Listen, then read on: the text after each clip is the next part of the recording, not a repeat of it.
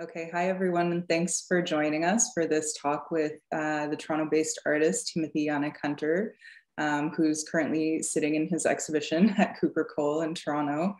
Timothy Yanick Hunter is a multidisciplinary artist and curator. His practice employs strategies of bricolage to examine non-neutral relationships relating to Black and Afro-diasporic experiences, as well as concurrent strategies of decolonization. His approach alternates between the exploratory and the didactic, with a focus on the political, cultural, and social richness of the Black diaspora. He received his BA from the University of Toronto and has been an artist in residence at the Art Gallery of Ontario and Pata Studios in Portugal. He'll be included in the 2022 Toronto Biennial of Art and has exhibited at Gallery 44, A Space Gallery, 92Y in New York, the Art Gallery of Guelph, and Pata Studios, among others. And Timothy Yanick Hunter, he lives in Toronto, Ontario, which is where we are. Currently, Tim has an exhibition up at Cooper Cole called Volcanic Spine. And so we're doing this talk in conjunction with that. So thanks for joining us, Tim. Yeah, thanks for having me. Cool. I thought we could just start, maybe it's a good place to start just to think about this idea of volcanic spine, what that means for this project and how you conceptualize this project. Yeah, so I guess for the namesake, the whole exhibition kind of came after the tail end of my research and my time doing the AGO residency. So one of the main things was with that residency was me exploring the Montgomery collection. It's maybe I think around maybe 35 to 4,000 photographs collected by the AGO. And I was gifted through the residency and with the help of like Julie Crook, engage with the archive. So I have it's like a web platform called True and Functional. It's an ongoing like time-based work. I call it time-based as it started in mid 2020, and it's an ongoing project where I kind of create different editions every, there's no really set schedule, but I work on it throughout the years now. And with the residency, I was doing a lot of material engagement with the photographs. And one of my sessions, I was given a binder full of photos in Martinique, 1902, after I think one of the most notable and most like disastrous volcanic eruptions at the time documented, Mount Pelée in Martinique. And so while I didn't create any works during the residency based on the story, it was one of those things that really stood out to me, beyond like the casualties and beyond the maybe colonial documentation of the incident. It was more me, I guess the idea of the volcanic spine came out of researching. And so this show here at Cooper Cole kind of just became almost a culmination of that research process.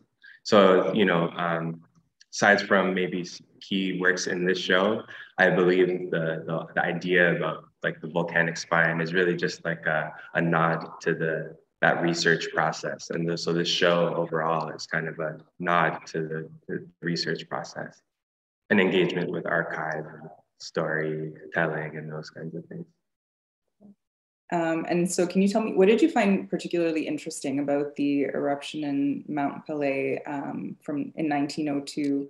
I think you said it was less about the event than it was about the sort of lived experience of the before and after, what that would have been like. Totally. Like I guess to expand beyond just the incident, but like even in a general sense, when I'm looking at different archives, whether it's image, like photographs or video or even audio and stuff, I think that the really fascinating thing is to think about the actual people and the folks that were there before and after, especially with an incident like Mount Pele and that eruption. I think, yeah, I feel like also in a bigger sense, I would like to discuss and examine diasporic history in ways other than just through a colonial gaze. And I felt like while Mount Pele and the event there and the eruption there, of course had casualties in the tens of thousands, right?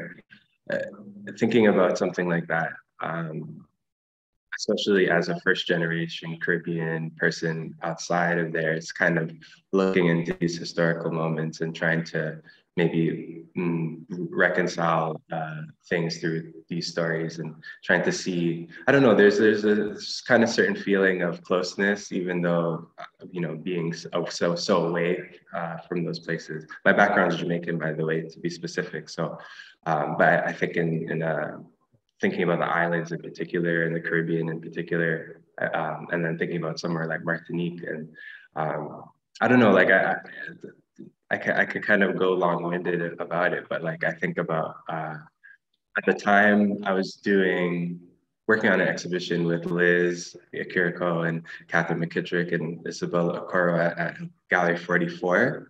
And Catherine had brought up like Fanon and Glissant, and I thought it was such a coincidence to read about this story in Martinique, where both of those people are from, and thinking about, I guess, like these historical moments and kind of how it shapes culture and identity afterwards. Yeah. Yeah. I don't know if it fully answers the question, but I think it's just like, yeah. No, it does. You know, because I think you're looking at it from the perspective of not like how it was historicized, but how it was felt and experienced. And and so that sort of leads to my next question, which you touched on at the beginning, which is like, I'm curious about how your practice works with colonial archives or structures in general, like museum collections, and how it, you know, how you sort of pull them out of that context and maybe reimagine them. Could you speak about that a bit?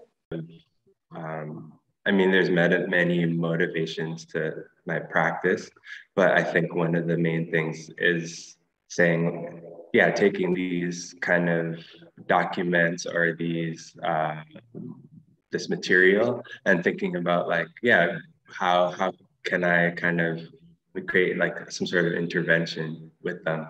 In a way, it's kind of reclaiming power in a way, but it's also a part of maybe you know, like self-learning and teaching. And so but then also trying to, yeah, like when you have something where the narrative has been controlled by, you know, the prevailing, like, you know, white supremacist like history, how do I take this material and try to understand it myself, right? You know, I might learn about a historical moment or an event, and it's like, how do I synthesize these moments and I don't know, I guess in a weird way, it's me trying to share my learnings with, to be honest, like my audience is like myself. So it's like, how do I share it with other Black artists or cultural workers, or even in the greater community, right? Like, how do I, just share these stories? Yeah. And it's sort of, I mean, it's interesting because like, you know, when you think about taking images, like sourcing images from archives or collections, to pull them out and, you know, use them in your work is, you know, some might think that that's like a gesture of decontextualizing, right? Because we're so conditioned to think that context is sort of the like dominant white framework of the, you know, canons of photography and art history and all of these sort of power structures that have dominated the narrative and you know, defined the narrative as well. So in fact, what you're not decontextualizing them, right? You're doing your own contextualizing that pulls away from that and decenters that. Totally. Like, I mean, sometimes I might use the phrase like recontextualizing, like these are events that have happened one way or another, right? So it's like how to reshape them and not like skew them necessarily, but it's how to like, okay, take the information and kind of replay it or create, you know, there's counter narratives and different phrases I'm sure people will use. But I think one of my main motivations too, or material way of working, like as an artist, like I think about that, the remix and like remaking things. And I think that's really at the one of those core things in my work, whether it's with video or sound or anything. It's like, how do you take something that's pre-existing and then kind of presenting it in a new way? So there's a musicality that kind of also is attached to the work where I think of like, oh, okay, like how do you sample and then kind of represent it in a way that you know, it's kind of like beautifying it in a way too, right? History. Yeah, and how, I mean, and how do you, right? Because it's like, when I think about your work, I think about so many media. I think about, you know, video, photography, you know, the works behind you right now are on textile. And, you know, so not only do you use different media, but you also use diverse orientations and sort of work with the bodily experience of the person encountering your art. And so I'm wondering, how do you, what questions do you ask yourself to think about if you find an image, like how it should be, you know, best presented? Like, how do you sort of make that the media decisions and orientation decisions? Well, it is intuitive in a way. Like I'm definitely I'm obsessive with making, so I'm always like making things in one format. Like you know, a lot of my work is digital, so I'm also graced with the ability to just work library or at home or in my studio.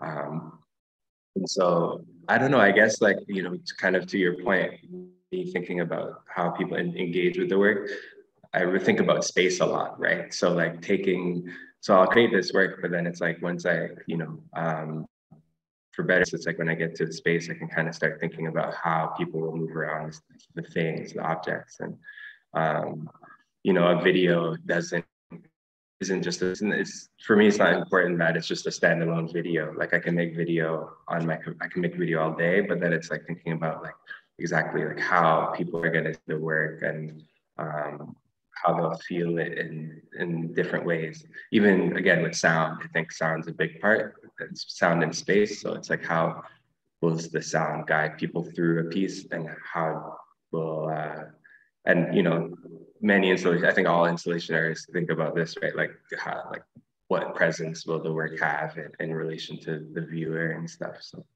yeah, that's interesting because so what you're saying is, you know, you have these individual works in different media, but when you're working on an exhibition, you think about how they're going to work together. Like you want to make sure you sort of hit different registers and within the space, right? Exactly. And like, it's like, okay, so yeah, basically, you know, thinking about orientation or how things will be viewed. It's like, I might come in, for example, like prior to the show, I was thinking a lot about also Catherine, who was mentioning this idea of passive and like in the, you know, very simplistic way. Yeah, correct. Yeah. So in a very super simplistic way, I was like, oh, like thinking about like this word opacity. Like we're talking about how like, you know, within artwork, for example, it's like you might create, as Black people, we're talking about something that maybe no one will understand unless you're in the community, right? Or you've had that lived experience. And so you create work based on that lived experience. And so, you know, there might, there's a sense of opacity. It's like, how do you kind of, relate and understand the work for people who are on the outside, and for the creator, for myself and others, it's like, well, you know, it's more important that I'm just making. And so taking this idea, like something as simple as that conversation made me think about, you know, like literal, like opaque fabric and non-opaque fabric, and translucency and transparency, and this kind of like idea in a material sense. And so I was literally with the fabrics, I was like, oh, maybe I can, I don't know, something about that conversation made me make these works. It's interesting, yeah, because I was going to ask you what made you decide on the fabric, but this, you know, materializing this idea of opacity is so interesting. And I think of opacity as so important in your practice too. And, you know, I think that it's really fascinating the way you sort of leave gaps open, like you embrace that there's like a disjointedness to the way the groups come together, or the fact that, you know, you don't, you know, it's, you say sometimes that your work is didactic, but sometimes it's exploratory. And I feel like that exploratory acknowledges the sort of, you know, there's cultural memory, and then there's gaps in cultural memory because of migration and because of, you know, displacement and things like that. And it's almost like that opacity and the gaps that you leave acknowledge that and respect that. Exactly. And I think, I feel like that kind of gets to the root of a lot of my work. Is just like, yeah, like this idea of diasporic memory. And again, like thinking about myself personally as a first generation Canadian Jamaican, where it's like, you, even in visiting the island, like every year, seeing family and spending time, you have kind of a different perspective on the lived experience within, in the diaspora and with family and friends. So it's very close. There's a closeness, obviously, with the work for me, but it's also thinking about, yeah, like how, basically, like how to make sense of all the fragments. Mm-hmm. So that's kind of my ongoing goal with the work. It's just like, how do you make sense of all of these parts? You know, thinking of the Black history TM, right, as a whole, and then it's like, how do you then, you can't really encapsulate, like, there's no such thing as like just Black history. It's like there's different experiences on different continents and different migration patterns and stuff, and the geographies of the Black experiences not easily pinpointed. Yeah. And so, yeah, I think the whole point is really trying to, for me anyways, like really trying to kind of come to terms with that. And again, like thinking about the diaspora outside of just the colonial context there, which is not something you can't ignore, right? It's a part of the issue, but it's like there's a, you know, it's, say it's a tree of histories is not even enough to illustrate it, but totally. And I mean, and that there's multiple histories, but also that those histories are still happening and moving and, you know, intersecting, and they're not just like, you know, fixed linear, you know, running in parallel to each other, but they're talking to each other too. Mm-hmm. Exactly. And then, yeah, well, even talking without knowing you're talking to each other. And so that's right. The part where I think is fascinating, is like, okay, well, you know, how does maybe an artwork or something relate to maybe my experience here, but also to somebody in Lagos? Like, yeah. Like there's some sort of connection. Right. I feel a spiritual kind of connection beyond maybe like the material part, and I think the artwork is just trying to express that. Mm-hmm. Yeah, absolutely. I feel that very much, being in the installation too, and just the sort of, there is a feeling of, you know, you as you say, you know, there are ways that we read history, but then there are ways that we learn history that are sort of more multifarious. You know, there's like many channels through which we learn, and it's not just by, you know, reading and learning, but also it's like, you know, things you find, oral history, you know, it could be, it's not all existing in writing. And you know, I think that the way I perceive your installation is very much about sort of playing on that diasporic consciousness and how you can pick up bits of knowledge and sort of they come together in a way that you almost have to like reconcile within yourself from Exactly. a particular perspective. Exactly. And like I was thinking as you were talking about this quote by Oakley and Wazer about the diaspora, and I wish I had it in front of me, but I love the way he described it because he was speaking about it as constantly moving, regrouping, reassessing, and having something in the thing that they have in common, people of the diaspora, the thing that they have in common is that is their home, which is not in fact their home. So there's like an unsettled nature to that will keep you sort of in movement all the time. Anyway, I just, it's not a question, but just as you were speaking, it reminded me of that sort of moving between registers all the time.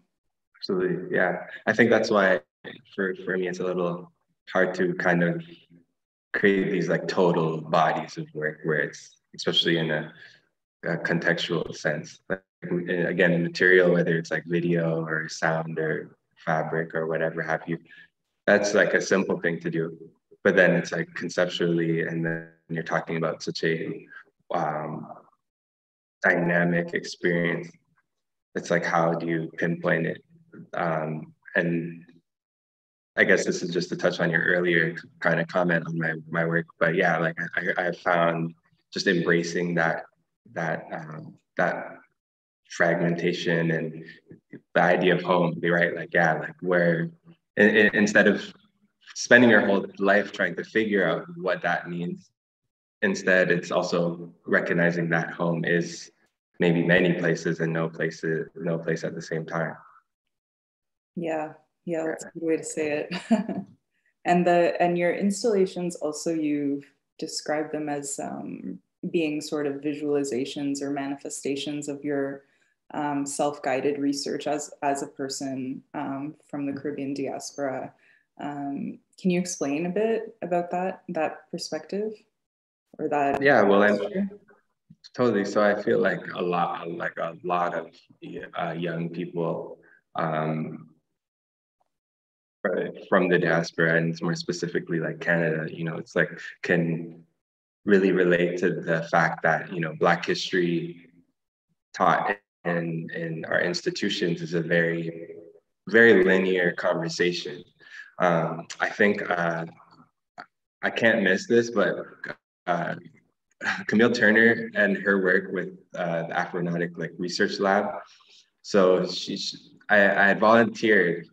I had volunteered once and as I guess one of her helpers for this project, and I was already aware of the project, but you know, I think it's a good point to say is I was really inspired by what she was doing with that project, and so you know what you'd have is like a table laid out with material discussing like slavery in Canada and also like, you know, genocide of indigenous population and oppression of indigenous population and Black population in Canada, and basically invites the viewers to come and sit down, go through the material and comment on like their feelings about the material. And I remember just being so I feel like I learned maybe the most I have ever learned in my time just being there about like Black slavery in Canada and among other things. And so I thought to myself, and it, you know, it wasn't a completely new thought, but you know, it's like an ongoing. I think my time as a young person making art has been highlighted by this idea of like community learned history. whether it's with Black Artists Union, like, you know, as friends and other young artists sitting together and just learning about these things, or through someone like a Camille Turner who will lay out the material and share it with people, to the public. And so I think the motivation of my work is very similar in the sense where, or actually just even thinking back, it's just like, yeah, being a young person, you never learn these things. And so I remember like just learning about slavery in Canada from her project, Camille's project, and I was just, and you know, you hear things, but you never really have like the meat of it displayed to you. And so I think that's kind of, when I think about my work as a self-guided research or learning, it's really just that. It's like thinking about African history, Caribbean history, history in the Americas in a much more broader way. You know, I think here it's like we often taught about like American Black history. There's a lot of, it's kind of highlighted as by its erasure of Black history in Canada, right? Like I have to talk to my grandmother to get stories, to understand kind of the you know, the political and economics history of this, you know, Canada in the 60s and 70s, like why they came here, like why she came here, right? Why my friends' parents had come here and their grandparents. And so, you know, I think that, I'm not saying anything new, but we all know this, Canada has a really tough time admitting its role in the oppression of Black people. So I find that with my work, it's me just trying to like go back and like, oh wow, like learn these things. And again, not just only through the lens of slavery in particular, which Camille Turner had done so succinctly and smartly, but like for me, it's more just like, okay, like Mount Pele, like learning about this story. Like there's no other context in which I would have learned about the eruption, if not through my practice. And it's something, even if it's something as simple, yeah, there's a very simple histories, you know, I'll learn about, and then things like Mount Pele, which is huge, disastrous, a natural disaster. But I think, you know, to make a long-winded answer, less long-winded, it's yeah, like it's kind of, you know, it's like my own master's program. Yeah, absolutely. Me working, yeah. No, that was such a great answer. And I you know, I love too that like, you know, thinking about how you sort of started exploring this information being through Camille Turner's project, but also through your grandmother, you know, and you have books from your grandmother in your studio that you showed me to about political leaders in Jamaica, and sort of, it's an interesting, you know, even though it's an older book, it's an interesting learning process to read what your grandmother read, you know, and to think about how that might have made an impression on her as well, and how she would have passed down that knowledge to you as well. Yeah, no, and like even that, like that book, Politics versus Economics, so yeah, it's dry like sociology book about elections in Jamaica. It's like from I think like the 70s to the 90s, or maybe 60s and 90s. But yeah, like that book was one of many books among the books that my grandmother had. Just and some of them, a lot of them she didn't read. You know, she just had these books. Like my grandma, she you know, she's like, she got barrels. She had, let's say had, because we got rid of them, unfortunately. But there's barrels and barrels of stuff she had intended to send back to Jamaica, and like this book was a part of the boxes of books that she had intended to send back. And I think it was really interesting. I don't know what really motivated me to grab that book. It could have just been the cover or something, but like I had just taken the book, and but yeah, like it's one of those things where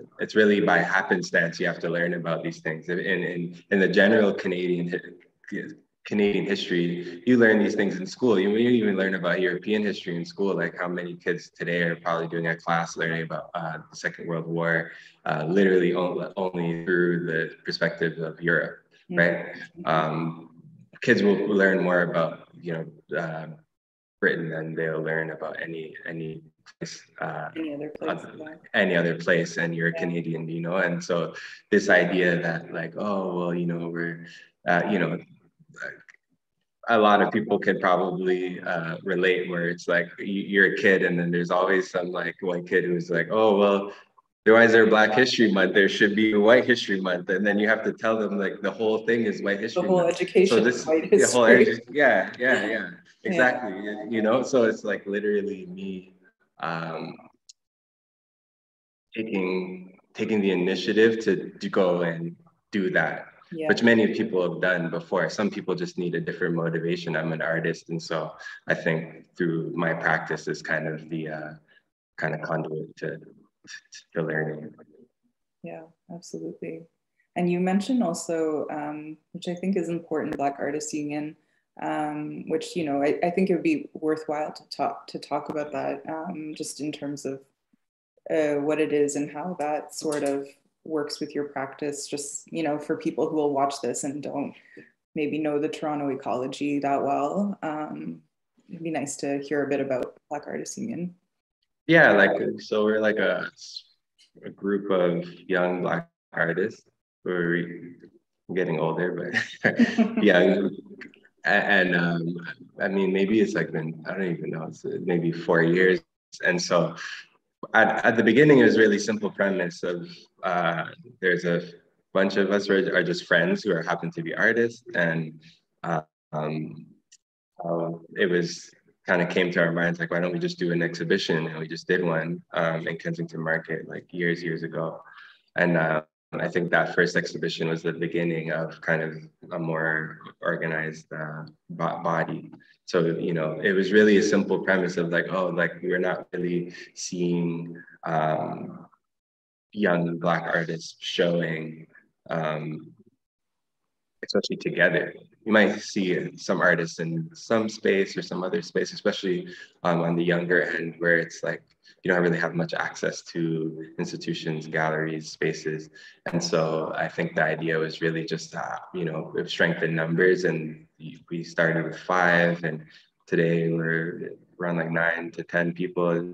It's not, it's always a precise number. And then there's folks who are a part of it in the peripheries even, right?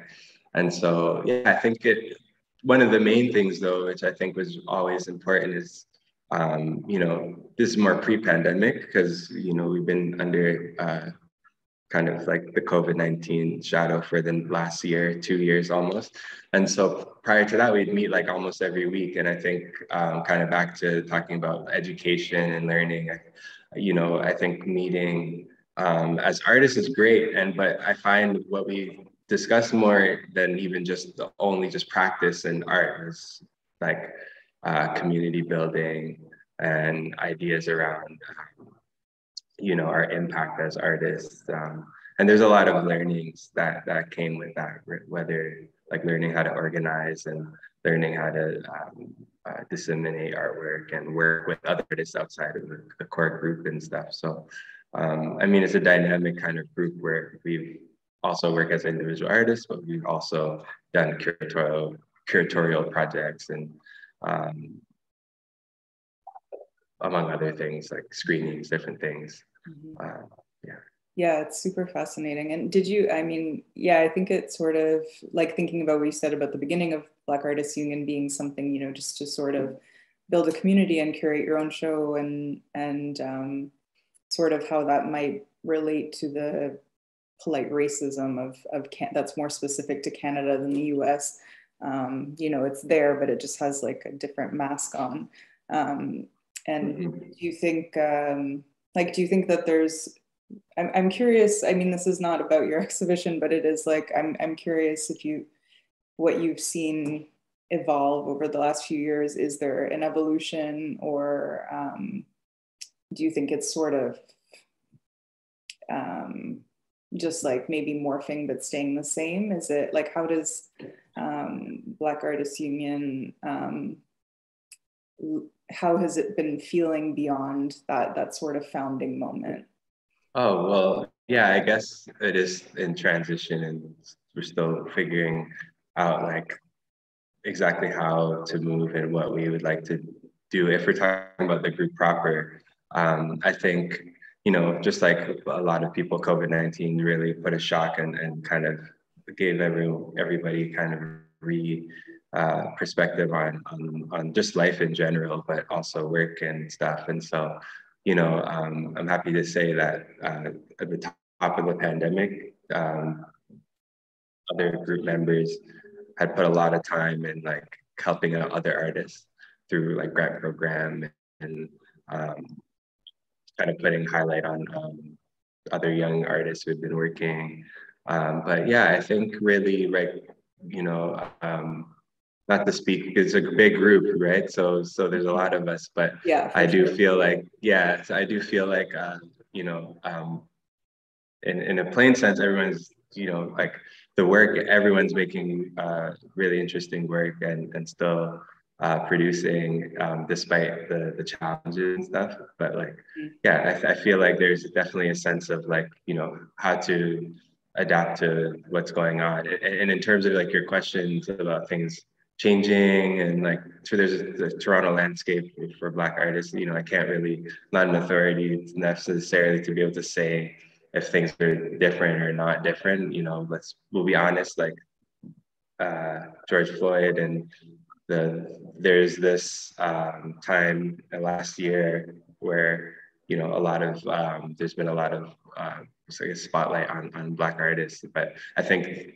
the main takeaway is that we've always been here working, and nothing has changed in terms of the quality of the work at all. People have gotten better and developed like just like anybody would, but I feel like that's an untapped thing in the city, in particular Toronto. The Black artists that are working not only just in visual arts too, like we're talking about music and the cultural work, writers, thinkers. So Yeah, absolutely. there's Yeah, still a lot of catch up. yeah, it's great to hear about that. And I might pull back into your show now. So you're sitting in front of a video work, but it's like a sculptural video work. So I wanted to ask you about there are two videos in the exhibition, and if you could just speak about the way you, I mean, maybe the content for sure, but also how you decided to sort of position them, one really low on the ground and one sort of projecting up. So it's a little like you almost look down at it. Oh yeah, so I guess yeah, there's two pieces where yeah, two video pieces like you mentioned.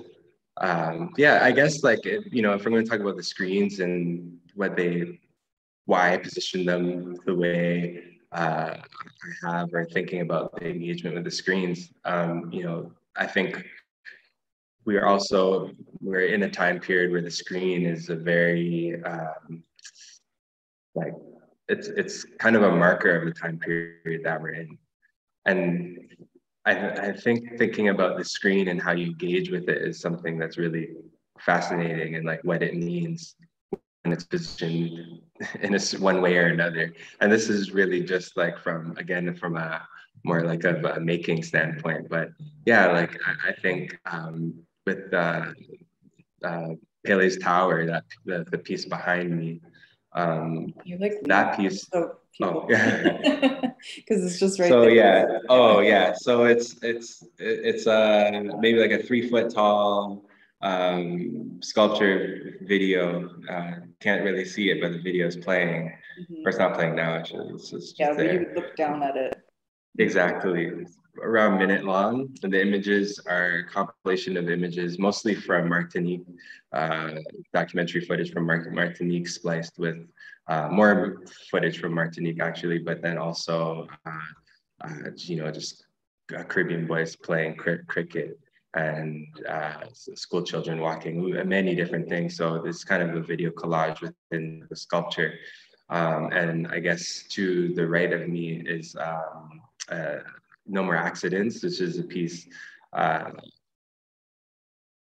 it's a short video playing, I believe the gentleman is Brigadier Akufo.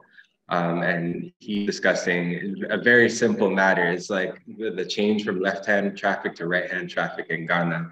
And it's just him kind of making this announcement over this kind of this beat I made just with a loop.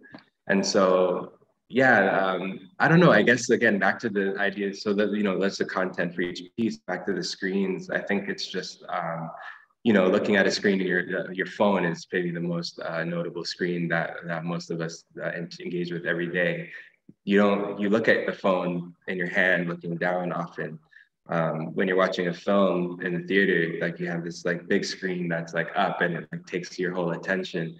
You know, you have like advertisement, things that I feel like the screen is just this kind of like enveloping thing that speaks to the time period you're in. And I don't know, I just find it's, you know, I also, one thing I talk about in my work is the diaspora, Black diaspora, the African diaspora, but I've also been very interested in digital culture and the internet and technology, and which is why I use video and screens. And I guess it's just thinking about just how people, this is back to our old question, but about like people engaging in a space and how to make people, you know, it kind of makes people move differently in a room, or experience something differently. The screen low to the floor, screen flat facing up, kind of communicate something different. I like to not put myself in the position to tell people what that maybe feeling would be. You might feel it's something else, and come to your own feelings about what that makes you feel. But I don't know, I felt like looking at an image flat down was a really interesting kind of orientation for that kind of work. So. Yeah, absolutely. And as a shorter person, it's kind of harder too, because you're like, I can't over too much. But that's, you know, everybody's going to sort of connect with it differently. And so what you're saying is that because we engage with screens so much in our day-to-day, but we only do in sort of the same ways over and over again. And so you're trying to make us, or, you know, draw attention to that, like maybe how we're so conditioned to do these same gestures every day. Is that sort of what you're saying? Yeah, and I think also it's just like, you know, I think about it like maybe paint, like as a painter or something, and it's, you know, there's a contextual approach to my work, but there's also this technical approach, and it's like trying to figure out the medium of paint and how I can kind of create certain illusions, right? So thinking about that with the screen as a material, it's thinking about like, what kind of dynamics can I create with the screen? I think even this way of working in this room is kind of a modest approach to it, but that is intentional, right? Like for the sake of this show, but also thinking about, you know, at A Space on my solo there, I did work with projectors, and it's thinking about how, like with the circle piece, there's a large circle piece I'd done. And so I was thinking about that as like, like screens, often we witness them or experience them in real rectangular or cube shapes. It's like, what about the circle? What about flat? What about, you know, the ceiling or the floor, right? Like these are just kind of me thinking about it in a material sense, but like also drawn to the screen as a material because of kind of maybe the time we're in. Mm-hmm. Yeah, and actually it's funny because when I think of your A Space show, I think of the circular screens or like the circular projections first, because I remember thinking that I had not seen anything like that before. So just a point to say it does sort of work to revisceralize the way you know, look at screens or you know, projected images. Sorry, I was just even gonna say, like, even to juxtapose, like in this show where I have the CRT screens, and then, you know, you have an HD, like a really clean flat TV. It's like thinking about even like, you know, the relationship between those two experiences, visual experiences. Mm-hmm, mm-hmm. Yeah, and I was just gonna say, I like the way that you know, sort of exhibition to exhibition, you don't use the same screens. In my experience, you haven't. It's always very unexpected. So there's not really an opportunity to feel a sense of, you know, mastery over your work. That this sort of more colonial way of thinking about, you know, gazing at images. You know, it's kind of always constantly changing, and I think, I mean, that plays into what I was saying earlier, I guess, about movement as well, and just not being totally settled or assuming that images are fixed and can be totally understood from a singular perspective. So I really like that about the work as well. Yeah, thank you. Yeah, that is something I think about all the time, is like from show to show or installation to installation, is, you know, how to, yeah, like maybe kind of push the medium a little bit further, whether it's splitting an image across 4 screens or, you know, or the orientation, right? Yeah. Yeah. I guess I just have one more question, which is more, you know, just I'm always curious if you're willing to share what you were reading or looking at when you, I mean, you said you were looking at the Montgomery collection sort of recently. You know, I was just, I'm always interested to know what people are reading as they're making, or even if it's like an article that sort of stuck with them. I'm just curious. Yeah, I mean, Dear Science by Catherine McKittrick. I've mentioned that to just about everyone this year. That really is a text that really helped, like, to really summarize the way I've been thinking. I had suggested it to someone, and she's a friend of mine, and she had said it was very like affirming. And then that was like kind of the perfect word for it. I was like, oh, it's really affirming. It makes me feel, it's a text that makes you feel like, oh, like you're working, what you're thinking about makes sense. And so that other people are doing it. Exactly. So I feel like that's definitely been a highlight in terms of reading. I'd mentioned also Carl Stone, Politics versus Economics. That book, through reading it, and also some of the work here is a result of like as collage, like images from that actual book. I think with that book in particular, it talks about the Jamaican elections in such a kind of tumultuous, but also like a very important time in Jamaica.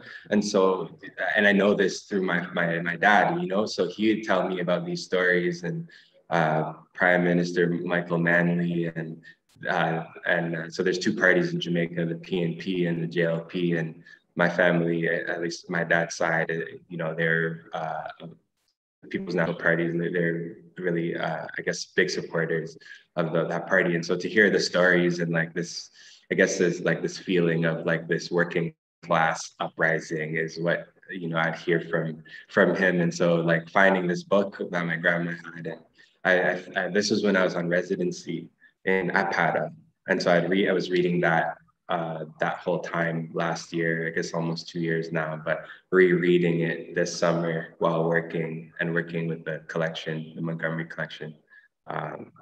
You know, I don't know if that's a book necessarily everyone would run and go pick up. Yeah, but no, that's why it's interesting, right? It's not just like straight theory. It's like, oh, you know, other things feed into the way we think, and I think that that's really important and very true to your practice too. Absolutely, so that's why I was curious. Totally. Yeah, and then one last thing, I think there's like I was reading Sarah and Savoy. I forget the first names, but it was like just a restitution report from 2018, returning African art objects, and it was just the kind of like, I guess, a petition. Some people might know of it, but like it was Yeah, exactly. And so I'd worked on a project where I was kind of doing research about restitution, and I read through that, and that kind of influenced kind of some of the thinking, some quotes in there and some things that influenced the thinking. Yeah. Yeah. Wow, that's great. I'm like, I don't know what to say. Yeah. That's a good collection of reading. Yeah. And music, like music is readings too. So like exactly. Yeah. And I won't really say one name or like musician or artist in particular, but like in my practice, I work a lot with sound. And so I'm I'm always like listening to music and sampling and kind of getting my inspiration from digging through like really old music. Like it's kind of pointless to name a genre necessarily. There's so many, but like thinking about music and Black music in particular as like a form of art making, and even as theory in its own different way. So yeah, it absolutely is. And you said that you made the sound on the video work as well, right? You made exactly. So on both on both. And actually the piece Pele's Tower here, and if anyone were to come see the show, there's audio playing out, and there's Kamal Brathwaite, Caribbean poet, who there's a vocal recording of him reciting one of his poems in there too, laid over that I'd kind of more remix. I didn't really chop that particular audio up. I just kind of like layered the two over each other. But like sound and stuff is definitely a big I guess like tool for me. Yeah. No, I'm glad that you said that. That is really important. And yeah, because we didn't get to talk about sound too much, so that's a good gesture to future talks. But yeah, we can end here. Thank you so much. Your answers were so incredible, and the exhibition is beautiful. So hopefully a lot of people will be able to come and see it in person and engage with it. Yeah, cool. Yeah. So thanks, Tim. Nice. Have a good night. Yeah, you too. Okay, thanks everyone. Bye.